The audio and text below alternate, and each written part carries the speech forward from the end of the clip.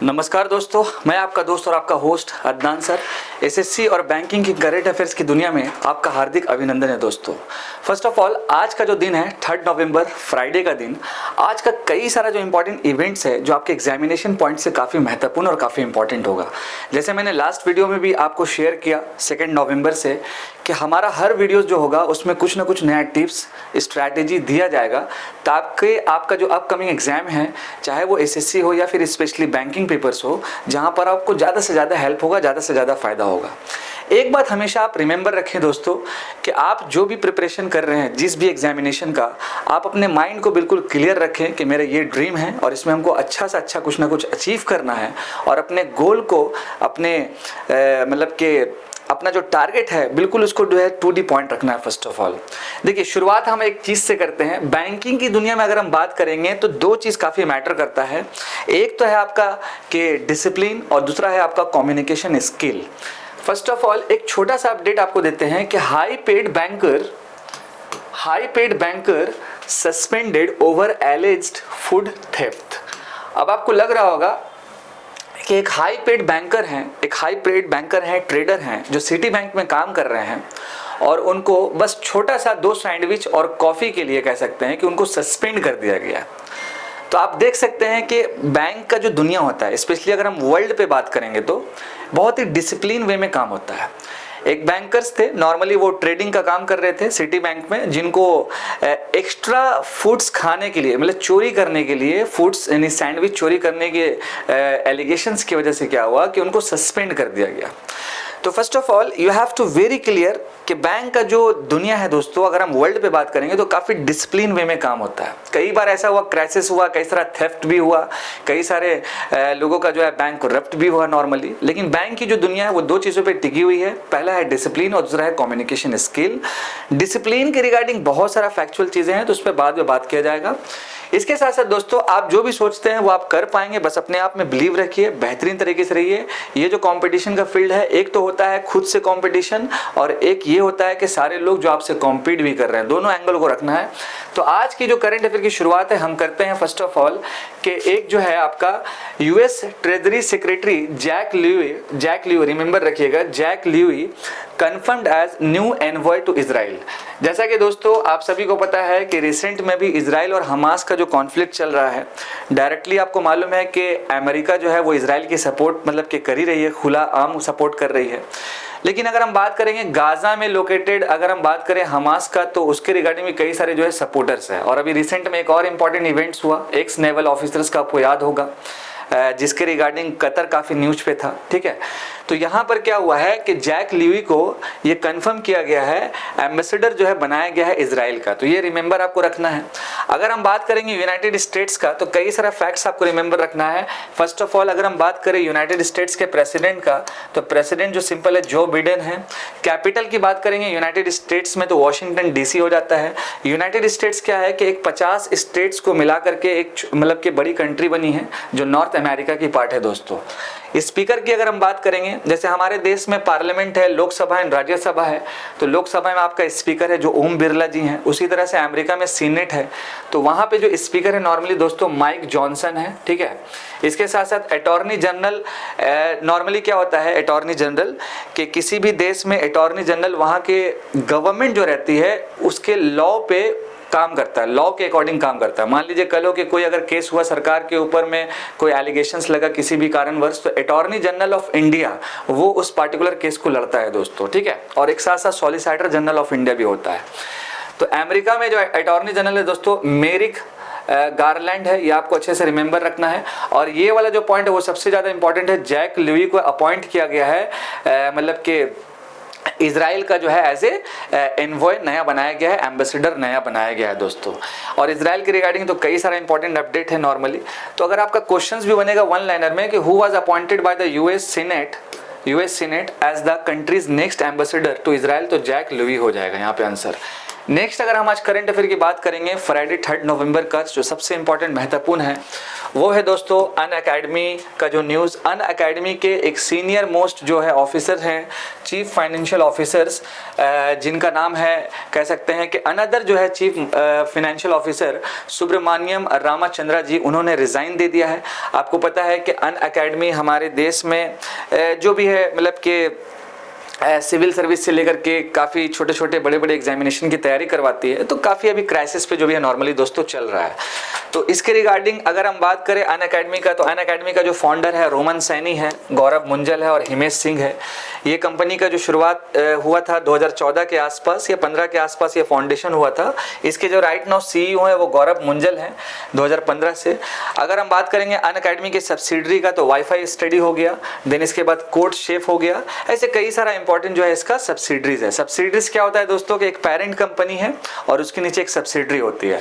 अभी रिसेंट में आपको याद होगा दोस्तों कि भारत सरकार की तरफ से कई सारे इंस्टीट्यूट को नोटिस भी गया था जस्ट लाइक एज जो भी टॉपर्स होते हैं उनका एडवर्टाइजमेंट्स के रिगार्डिंग, तो ये भी न्यूज़ आपको पता ही होगा दोस्तों। तो यहाँ पर आपको अनअकैडमी अभी फेस कर रही है बहुत सारा प्रॉब्लम्स, तो इसके रिगार्डिंग आपका जो क्वेश्चन भी बन सकता है कि अनअकैडमी का फाउंडर कौन है, इसके साथ साथ इसका फाउंडेशंस कब हुआ, तो ये चीज़ें आपको रिमेंबर रखना है। नेक्स्ट अगर हम बात करेंगे दोस्तों फीफा वर्ल्ड कप के रिगार्डिंग, तो आपको पता है कि फीफा जो वर्ल्ड कप है कह सकते हैं कि पूरे वर्ल्ड के लिए काफ़ी फेमस गेम है, स्पोर्ट्स गेम है फुटबॉल के रिगार्डिंग, ठीक है, जिसका फुल फॉर्म हो जाता है कह सकते हैं कि आपका फुटबॉल इंटरनेशनल फुटबॉल फेडरेशंस, मतलब कि इसका कंप्लीट फुल फॉर्म हो जाता है दोस्तों। तो साल 2034 में ये जो फीफा वर्ल्ड कप होस्ट किया जाएगा वो सऊदी अरब जो है आपका दोस्तों होस्ट करेगा, ठीक है। तो कई बार क्वेश्चन ये होता है कि इससे पहले कौन होस्ट किया था, देन इसके साथ साथ ये भी क्वेश्चन बन सकता है कि फीफा जो है वर्ल्ड कप का शुरुआत कब हुआ है, देन इसके बाद इस पार्टिकुलर स्पोर्ट्स में गोल्डन शू, गोल्डन बूट कह सकते हैं, गोल्डन बॉल कह सकते हैं, ये सारी चीज़ें अवार्ड्स में मिलती है, तो यहाँ से भी काफ़ी महत्वपूर्ण क्वेश्चन बनता है दोस्तों। तो साल 2034 में फीफा वर्ल्ड कप का जो होस्ट कंट्री है वो आपकी सऊदी अरब है। इसके साथ साथ एक और important point, 3 countries from the continent of north America, यानी कि एक कंटिनेंट जो है नॉर्थ अमेरिका की जिसमें 3 कंट्री है, जिसमें आपका United states of America, Mexico और कनाडा, ये लगभग आपका मिला करके फीफा वर्ल्ड कप को 2026 में जो है आपका होस्ट करेगी। साल 2034 में कौन करेगा, तो सऊदी अरब करेगा आपका। इसके साथ साथ नेक्स्ट पॉइंट है कि while nation hosting the 2026 and 2030 edition, यानी कि हर 4 साल में ये स्पोर्ट्स होता है दोस्तों, ठीक है, रिक्वायर्स 14 स्टेडियम, यानी कि 14 स्टेडियम का जरूरत पड़ेगा with at least 7 existing stadium with a capacity of 40,000 या ज़्यादा या more. The criteria for the 2034 was relax to 4 existing stadium, यानी कि कोई कंट्री अगर मान लीजिए कोई स्पोर्ट्स गेम को होस्ट कर रही है तो उसके रिगार्डिंग क्या होता है कि कई सारा रूल्स रेगुलेशन होता है। तो पहले फीफा वर्ल्ड कप में क्या था कि लगभग आप देख सकते हैं यहाँ पर कि कुछ इंपॉर्टेंट एग्जिस्टिंग स्टेडियम्स का जरूरत पड़ता था, लेकिन उसको कम करके 4 एग्जिस्टिंग स्टेडियम कर दिया गया है। और 2034 का जो वर्ल्ड कप होने वाला है फीफा का, उसको होस्ट करने वाली है आपका सऊदी अरबिया। कमेंट सेक्शन में आप जरूर बताइएगा कि रोनाल्डो जो एक बहुत बड़े फुटबॉल प्लेयर हैं वो किस पार्टिकुलर क्लब से जो है खेलते हैं, कमेंट सेक्शन में आपको जरूर बताना है दोस्तों। नेक्स्ट हम अपडेट की बात करेंगे, फुटबॉल से ही अपडेट है आपका कि यहाँ पर आप देख सकते हैं फुटबॉल के रिगार्डिंग कि AFC women's player of the year का जो अवार्ड है, AFC women player of the year का जो अवार्ड है दोस्तों, वो इस बार जो मिला है आपको सैम केयर को, ये आपको रिमेंबर रखना है, ठीक है।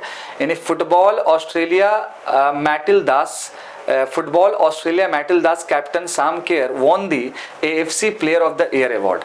देखिए दोस्तों, जब भी आप एक चीज़ यहाँ पे रिमेंबर रखें जो मैं आपको लिख दे रहा हूँ, ठीक है, जब भी आप अवार्ड्स के बारे में पढ़िएगा, ठीक है, देखिए अवार्ड्स का बहुत सारा कैटेगरी होता है, अवार्ड्स का बहुत सारा कैटेगरी होता है। अवार्ड्स आपका क्रिकेट का कैटेगरी है, लिटरेचर है, स्पोर्ट्स में बहुत सारा कैटेगरी है, लेकिन फर्स्ट ऑफ ऑल ये रिमेंबर रखना है कि प्रेजेंट्स में जो है किसको मिला है ये पार्टिकुलर अवार्ड। मान लीजिए प्रेजेंट इन 2023 में फर्स्ट टाइम इसका शुरुआत कब से हुआ। अच्छा, किसी किसी अवार्ड में क्या होता है, प्राइज मनी भी होता है दोस्तों, तो काफ़ी बार एग्जामिनेशन में स्पेशली प्राइज मनी भी पूछा जा सकता है, ठीक है, तो प्राइज मनी पे भी आपको फोकस करना है, ठीक है। और इसके साथ साथ आपको थोड़ा फैक्चुअल चीज़ों में भी जानना है कि इसका शुरुआत कब हुआ, पहले रेसिपिएंट कौन थे, करंट में कौन है, प्राइज मनी कितना है, और ये पार्टिकुलर जो अवार्ड है, जो सबसे फेवरेट क्वेश्चन है कि ये जो पार्टिकुलर अवार्ड है ये किस स्पोर्ट से जो है एसोसिएटेड है, रिमेंबर, ठीक है। इसके साथ साथ दोस्तों अगर हम बात करेंगे कुछ और इन्फॉर्मेशन के इसके रिगार्डिंग, तो football Australia also extended congratulation to Australian matches official Chris Beath, Anton Shchetinin and Ashley Beecham who earn the AFC referees special award. ठीक है, AFC रेफरीज स्पेशल अवार्ड। लेकिन अगर प्लेयर ऑफ द अवार्ड का जो अगर है तो वहां पर सैम केयर का नाम आपको याद रखना है, यहां से डायरेक्टली क्वेश्चन आपका बन सकता है दोस्तों। ठीक है, नेक्स्ट अगर हम बात करेंगे अगेंस्ट आपका स्पोर्ट्स के रिगार्डिंग, तो पेरिस मास्टर, ठीक है, Roman Safiullin stuns world number 2 Alcaraz, ये आपको नेमिंग याद रखना है, यानी कि Russian Roman Safiullin earn the biggest win of his career year by stunning number 2 Carlos Alcaraz in the Paris master. Remember, ये आपका टेबल टेनिस का गेम है दोस्तों, आपके सामने दिख रहे हैं रोमन सफीउल्दीन। कभी कभी क्वेश्चन ये भी आता है दोस्तों कि ये जो पार्टिकुलर पर्सन है ये किस स्पोर्ट से एसोसिएटेड है। कभी कभी क्वेश्चन ये भी आता है कि इनका बिलोंग किस कंट्री से है। ठीक है, और मैंने ये भी बताया कि इसका शुरुआत कब हुआ, कौन सा स्पोर्ट्स है, कितना प्राइजेस मनी है, तो आपको इन सब चीज़ों पे ध्यान रखना होगा दोस्तों। काफ़ी बार स्पोर्ट्स कैटेगरी में क्या होता है कि हम लोग जो है हमेशा पॉपुलर स्पोर्ट्स पे फोकस करते हैं, तो वो करना भी ज़रूरी है, लेकिन कभी कभी जो लेस पॉपुलर है, जैसे एज फॉर एग्जांपल मान लीजिए कि आपका गोल्फ हो गया, दे आपका चेस तो काफ़ी पॉपुलर है, तो जो थोड़ा सा लेस पॉपुलर गेम है वहाँ से भी मैक्सिमम क्वेश्चन बनता है दोस्तों, रिमेंबर। ठीक है, इसके साथ साथ एक और important point, the 26-year-old upset win against Alcaraz follow the breakthrough runs to the Wimbledon quarter finals and the Chengdu final in recent month. ठीक है, चेंगडू आपका चाइना में है, वहाँ पर भी इसका जो है गेम हुआ था दोस्तों। और अभी तो स्पोर्ट्स हो ही रहा है, अभी रिसेंट में आपका वर्ल्ड कप हो रहा है, इससे पहले आपका एशियन गेम हुआ, पैरा एशियन गेम भी हुआ नॉर्मली दोस्तों। तो ये गेम जो है चलता रहेगा, ओलंपिक्स भी बीच में चला अभी, तो आपको स्पोर्ट्स के रिगार्डिंग बहुत अच्छे से अपडेट रहना है, जो SSC और बैंकिंग दोनों पेपर्स के लिए काफी इंपॉर्टेंट है दोस्तों। ठीक है, अगर इससे वन लाइनर का कुछ क्वेश्चन भी बनेगा तो Russian Roman Safiullin achieve the biggest win of his career by defeating whom at the Paris master, तो आपका आंसर हो जाएगा कार्लोस अल्कारेज। कभी कभी क्वेश्चन ये भी बनता है दोस्तों कि मान लीजिए अगर हम एक पर्सन है, हम एक स्पोर्ट्स में जीते हुए हैं, तो कभी कभी ये भी बता दिया जाता है कि हम जो जीते हैं यानी किसको हराए हैं, तो उसका नाम भी पूछ लिया जाता है, तो ये भी एंगल आपको रिमेंबर रखना है। तो यहाँ पर पेरिस मास्टर का जो टाइटल जीता है वो रोमन सफीउल्दीन ने जीता है, और अगर आपसे पूछ लिया जाए किसको हराया है, तो कार्लोस अल्कारेज को हराया है, ये एंगल भी आपको याद रखना है दोस्तों। नेक्स्ट हम बात करेंगे, जो सबसे इंपॉर्टेंट अपडेट है दोस्तों वो है, रिमेंबर आपको रखना है यहाँ पर कि Kozhikode named India's first city of literature by UNESCO, which is most important दोस्तों। ठीक है, यानी कि अगर आपसे सवाल आ जाए कि भारत का पहला वो कौन सा शहर है जिसको सिटी ऑफ लिटरेचर कहा जाता है, जैसे सिटी ऑफ लेक्स है, कोलकाता की बात करेंगे तो सिटी ऑफ जॉय हो जाता है ना, इस तरह से अलग अलग जो है निक नेम होता है किसी भी पार्टिकुलर शहर का।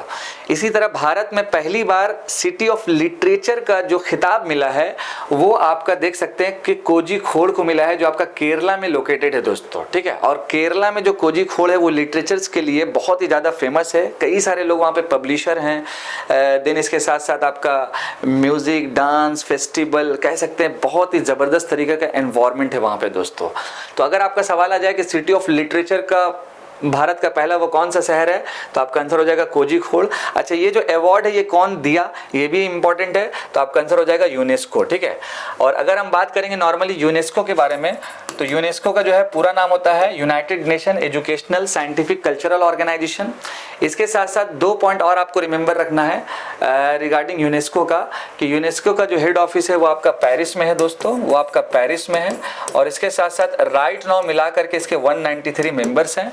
और नॉर्मली दोस्तों यूनेस्को की बहुत सारी ब्रांच है जो यूनाइटेड नेशन की एक पार्ट है, जो एजुकेशन साइंटिफिक कल्चरल ऑर्गेनाइजेशन पे काम करती है। अब आपको कमेंट सेक्शन में ये जरूर बताना है कि रिसेंट में दुर्गा पूजा जो होता है, बंगाल का जो बहुत बड़ा पूजा है, उसको जो है यूनेस्को के हेरिटेज साइट्स में रखा गया था, तो वो कौन से ईयर में रखा गया था, तो कमेंट सेक्शन में आपको जरूर बताना है। आपके लिए वीडियोस काफ़ी महत्वपूर्ण है, इंपॉर्टेंट, इसीलिए एंड तक भी आपको रहना है, कई सारी चीज़ें आपको यूनिक मिलेगा। वीडियो के लास्ट में हम आपको कुछ इंपॉर्टेंट क्वेश्चंस भी देंगे और कुछ इंपॉर्टेंट और भी अपडेट आपको देंगे दोस्तों। ठीक है, तो आपको यहाँ पर याद रखना है कोझिकोड। नॉर्मली क्या हुआ था कि केरला का जो डिस्ट्रिक्ट कोझिकोड है, तो वहाँ पर वर्ल्ड सिटी जो डे है, वर्ल्ड सिटी डे, यहाँ से एक और चीज़ रिमेंबर रखिए, वर्ल्ड सिटी डे जो सेलिब्रेट होता है 31 अक्टूबर को। इसी पार्टिकुलर इवेंट्स में सिटी ऑफ लिटरेचर का जो अवार्ड है वो मिला किसको, तो कोझिकोड को मिला। देने वाला कौन है, तो यूनेस्को है। एक तो क्वेश्चन पूछ लेगा डायरेक्टली किसको मिला, तो कोझिकोड को मिला। एक कौन दिया, तो यूनेस्को दिया। किस इवेंट्स में दिया गया, तो देखिए वर्ल्ड सिटीज डे, ये आपको अच्छे से याद रखना है। अब अगर हम बात करें वर्ल्ड सिटीज डेज का, तो जब भी आप इंपॉर्टेंट डेज एंड इवेंट्स के बारे में पढ़ेंगे तो 2-4 पॉइंट आपको रिमेंबर रखना है। मैंने कल एक ऑफलाइन क्लासेस में भी इसके रिगार्डिंग डिस्कस किया था कि अगर इंपॉर्टेंट डेज के बारे में अगर आप पढ़ रहे हैं तो पहला तो ये होना चाहिए कि उस पार्टिकुलर डे कब सेलिब्रेट होता है, फर्स्ट टाइम कब से हुआ, देन इसके साथ साथ उसका थीम्स क्या है।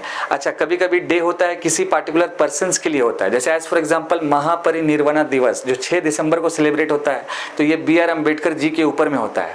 तो एसोसिएशन किससे है, इसके साथ साथ कौन सी ऑर्गेनाइजेशन इसको डिसाइड करती है कि ये दिन सेलिब्रेट होगा। तो ऐसा 4-5 एंगल आपको याद रखना है, हर बार याद रखना है, ठीक है। और कोझिकोड आपको याद रखना है। इसके साथ साथ मैंने आपको बताया था कि 70 पब्लिशर देखिए यहाँ पर है। इसके साथ साथ 500 लाइब्रेरीज वहाँ पे है, जिसके कारणवश जो है इसको मतलब कि इस तरह का जो भी है अवार्ड मिला है दोस्तों ओवरऑल। देन इसके साथ साथ अगर हम बात करेंगे कुछ और भी इंपॉर्टेंट पॉइंट्स के रिगार्डिंग इस पे, तो एक और इम्पॉर्टेंट पॉइंट है कि this achievement began in 2022 thanks to a proposal by the Kerala Institute of Local Administration. यहाँ से भी अगर डेंजर क्वेश्चन बनना चाहेगा तो यहाँ से बन जाएगा कि कौन सी पार्टिकुलर इंस्टीट्यूट्स ने ये प्रपोजल्स दिया था यूनेस्को को, देन उसको वेरीफाई करके फिर ये पार्टिकुलर इवेंट्स में उसको सिटी ऑफ लिटरेचर का अवार्ड मिला है। आपका आंसर हो जाएगा दोस्तों Kerala Institute of Local administration. Next हम बात करेंगे दोस्तों, तो यहाँ पर एक और इम्पॉर्टेंट इवेंट्स है। यहाँ पर देख सकते हैं कि यक्षगाना कॉमेडियन ये लिटरेचर का पार्ट है, रिमेंबर। और यहाँ से मैक्सिमम क्वेश्चन होता है कि Peruvodi Narayana Bhatt passes away at 96। देखिए दोस्तों क्या है कि ये भी एक करंट अफेयर का जो है एक कैटेगरी होता है जो SSC और बैंक दोनों के लिए काफ़ी फेवरेट है। जैसे मान लीजिए कोई फेमस पर्सनैलिटी है किसी पार्टिकुलर स्पोर्ट, लिटरेचर, म्यूजिक से रिलेटेड अगर है, और अगर उनका मान लीजिए डेथ कर जाते हैं, वो ये पास्ड अवे हो जाते हैं, तो वो भी एक कैटेगरी बनता है। तो यक्षगाना कॉमेडियन पेरुवदी नारायणा, आपसे डायरेक्ट क्वेश्चन पूछेगा कि पेरुवदी नारायणा जी जो थे रिसेंट में पास्ड अवे हुए, तो ये किस प्रोफेशन से जो एसोसिएटेड हैं, तो आपका आंसर हो जाएगा ये कॉमेडियन थे यक्षगाना के, ठीक है। अब सवाल है ये यक्षगाना होता क्या है, तो ये चलिए थोड़ा सा इस पर देख लेते हैं। Yakshagana is a traditional theatre, ये एक तरह का थिएटर होता है दोस्तों, डेवलप इन दक्षिणा कन्नड़ा यानी कर्नाटका वाला area, Udupi, Uttara Kannada, Shimoga and western parts of Chikmagalur district in the state of Karnataka. Remember, in the state of Karnataka this one. इसके साथ साथ Kasaragod district in Kerala that combines dances, music, dialogue, then costume, makeup techniques with a unique style and form. Basically दोस्तों ये हमारा art and cultures का part है, जिसमें dance, music, ये सारा चीज़ को दिखा करके एक्सप्रेशन वाइज इसको कंप्लीट जो है प्रेजेंट किया जाता है। यक्षगाना कॉमेडियन जो कौन थे, पेरुवदी नारायणा, जिनका रिसेंट में भी क्या हुआ, देहांत हो गया 96 के एज में। आपसे एज नहीं पूछता है कौन सी ईयर में हुआ, ये पूछता है कि ये पार्टिकुलर पर्सन किससे एसोसिएटेड है। नेक्स्ट अगर हम बात करेंगे दोस्तों, तो यहाँ पर आप देख सकते हैं कि बांग्लादेश की जो PM है शेख हसीना जी, उनकी जो डॉटर है यानी कि बेटी जो है साइमा वजीद, यहाँ पर आपको दिख रहा होगा साइमा वजीद, दिस वन साइमा वजीद, ये वाला, तो इनको नॉमिनेटेड किया गया है WHO south east Asia director, यानी कि साउथ ईस्ट एशिया डायरेक्टर। अगर हम पूरे वर्ल्ड मैप को अच्छे से देखेंगे तो एक छोटा सा देख ही लेते हैं, नॉर्थ, साउथ, ईस्ट और आपका वेस्ट, तो इनको बनाया गया है क्या, साउथ ईस्ट एशिया, यानी ये जो पूरा जोन है एशिया का, वहाँ पर इनको जो है बनाया गया है क्या, डायरेक्टर बनाया गया है। किनको, साइमा वजीद को। साइमा वजीद कौन है, तो शेख हसीना जो बांग्लादेश की PM है उसकी डॉटर है, रिमेंबर। तो थोड़ा सा हम लोग बांग्लादेश के बारे में जान लेते हैं दोस्तों, कुछ इंपॉर्टेंट पॉइंट। अगर हम बात करेंगे बांग्लादेश के कैपिटल का, तो ढाका हो जाएगा। करेंसी की बात करेंगे तो टाका लागबे टाका चलता है। इसके साथ साथ प्राइम मिनिस्टर की बात करेंगे तो शेख हसीना हो गया। देन प्रेसिडेंट सबसे इंपॉर्टेंट है। काफ़ी बार अगर आप इंडिया में भी पढ़ाई कर रहे हैं, जैसे पढ़ने का मतलब है कि इंडिया के CM के बारे में पढ़ रहे हैं, तो गवर्नर पे ज़्यादा फोकस कीजिएगा। तो प्रेसिडेंट कौन है आपका, तो मोहम्मद शहाबुद्दीन है। कमेंट सेक्शन में ये जरूर बताइएगा कि बांग्लादेश के फाउंडर का नाम क्या है, जिस पे अभी एक हाल ही में मूवी रिलीज भी हुआ है दोस्तों। WHO की अगर हम बात करेंगे तो इसका हेड ऑफिस जेनेवा स्विट्जरलैंड में है। और स्विट्जरलैंड काफ़ी सारा इंपॉर्टेंट ऑर्गेनाइजेशन का भी जो है इंपॉर्टेंट हेड ऑफिस है दोस्तों। फाउंडर्स की बात करें, फाउंडेड कब हुआ WHO, तो 1948 में हुआ है। फाउंडर्स में यूनाइटेड स्टेट्स था, ब्राज़ील था, मेक्सिको, फ्रांस और यूनाइटेड किंगडम यानी UK था।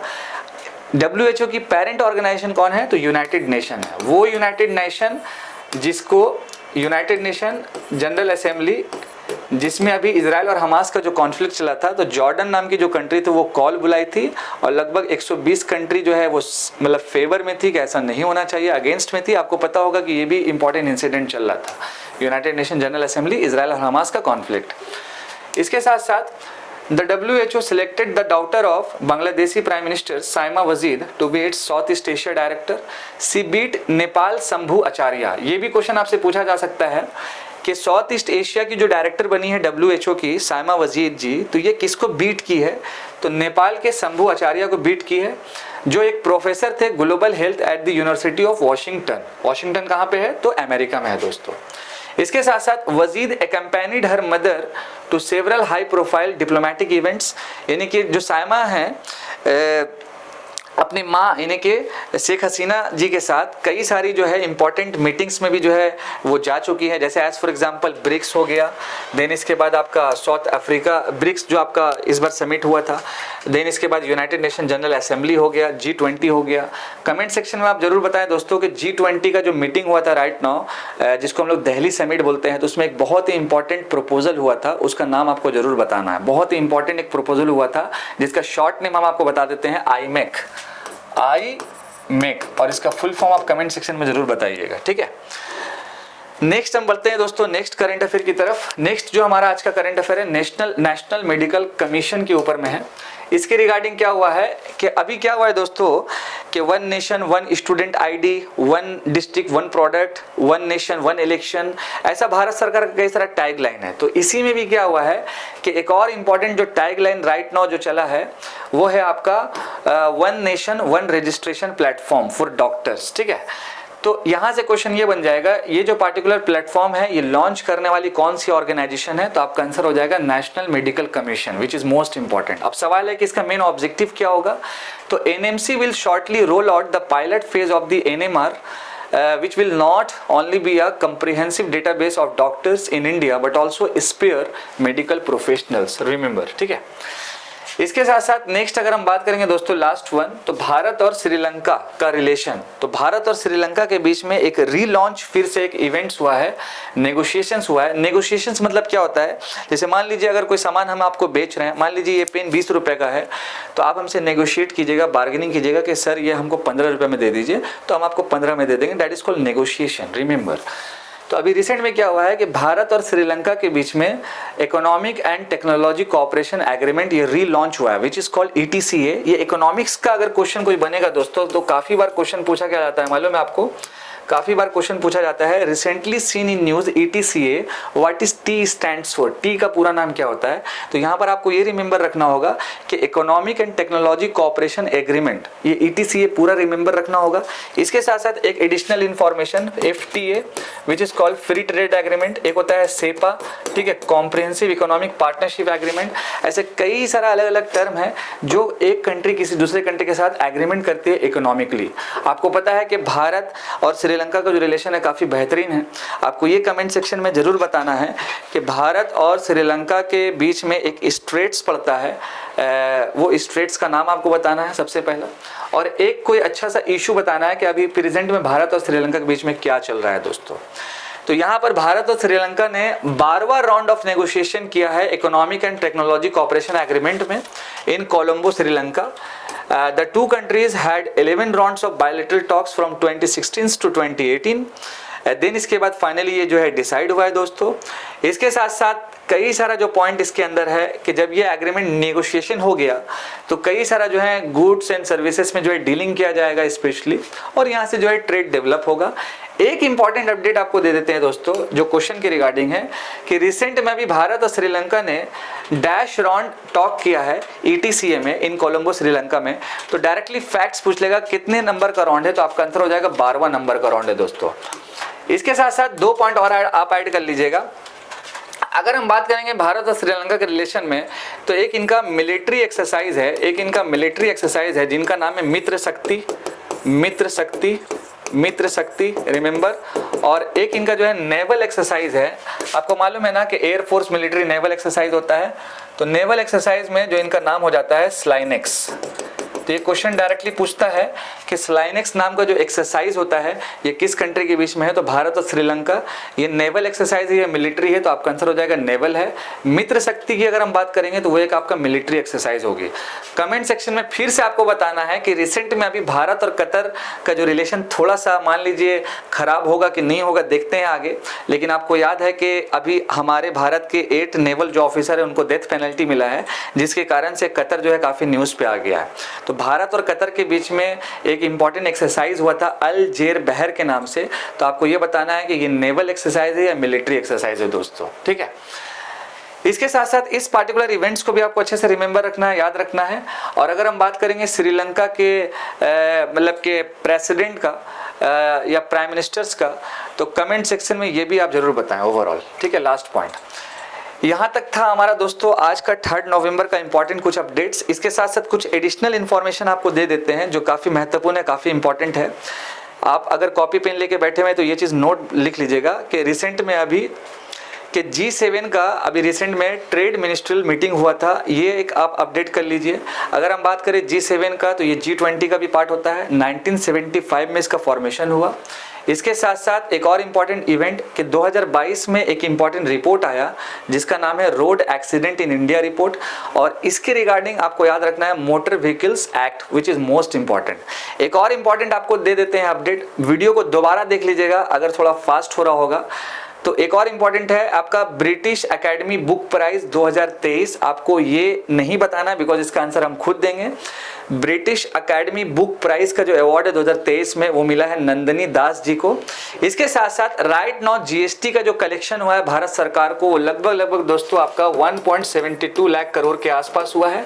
जाते जाते एक और चीज़ आपको बताते जाते हैं क्योंकि मुझे आपको छोड़ने का मन नहीं कर रहा, और आई होप कि ये जब सेशन चलते जाएगा तो आपको भी मन नहीं करेगा बिकॉज हम सारा चीज़ आपको देंगे, each in everything, MCQ, one liner, previous paper, how to deal with questions, current affair, each and everything. बस वन प्लेटफॉर्म में सारा कुछ खत्म। 16वां रिसेंट में 16th नंबर का अर्बन मोबिलिटी इंडिया कॉन्फ्रेंस हुआ था 2023 का, ये भी काफ़ी महत्वपूर्ण है। Last but not the least, अभी रिसेंट में सिम स्वैप फ्रॉड्स बहुत ज़्यादा चल रहा है। अगर आपके मोबाइल पे अननेसेसरी कोई मिस कॉल आता है तो फ़ौरन क्या कीजिएगा कि जो अननोन नंबर है तो अपने मोबाइल को जो है ऑफ कर दीजिएगा दोस्तों, वरना फ्रॉड हो सकता है। रिसेंट में दिल्ली बेस्ड एक एडवोकेट है, उसके साथ हुआ, एक टीचर के साथ हुआ, और सबसे बड़ा जो इसमें फ्रॉड में फंसा है वो 50 लाख का फ्रॉड हुआ है दोस्तों। यहाँ तक हम आपके सामने से जो है रुखसत लेते हैं दोस्तों। यूं ही मेरे साथ बने हुए रहिए, जुड़े हुए रहिए। मैं आपका दोस्त और आपका होस्ट अदनान सर आपके सामने शिरकत कर रहा हूं। थैंक यू सो मच, और रुखसत भी कर रहा हूं।